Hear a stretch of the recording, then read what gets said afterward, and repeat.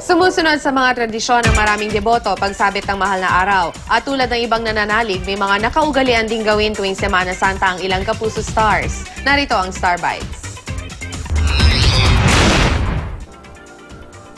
Ang Holy Week ay panahon ng pagninilay-nilay at pagdarasal. Perfect time din ito para sa iba nating Kapuso celebrities na makasama ang kanilang buong pamilya. Ang ilan nga sa kanila ay may mga nakaugalian ng gawin tuwing Holy Week.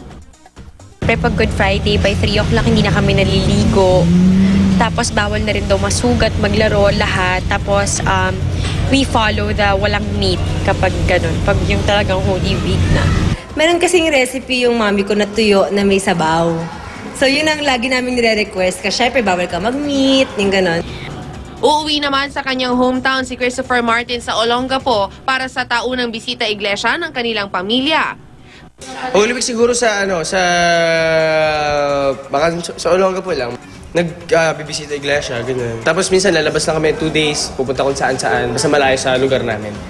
Samantala, nakasanayang gawin ng pamilya ni Francesca at Mike Tan tuwing darating ang Holy Week. Sa beach kasi mas pinili nilang magstay, malayo sa ingay ng syudad para masulit ang kanilang pag-relax. Pag Holy Week kasi yung family ko nagbi-beach lang talaga. So, sama-sama lang kami, beach, gano'n. Kasi mahilig kaming mag-swim, yan, kaya ang itim namin.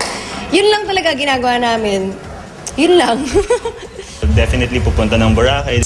Samantala, kahit may show ang buong Dabarkads ngayong Holy Week sa Toronto, Canada, hindi raw palalampasin ni Joey De Leon ang mamasyal pagkatapos ng kanilang show doon. Ito raw ang kanilang palaging ginagawa kapag Semana Santa. Tapos kung saan-saan na kami lupalop. Sila Vic ata nasa Amerika din pero ibang bahagi. Mukhang nasa West sila. Kami hindi ko pa alam kung sa tabi-tabi na lang kami. Iba-iba man ang ating mga nakaugaliang paniniwala tuwing Holy Week, ang importante ay nasa puso natin ang pagmamahal sa puong may kapal.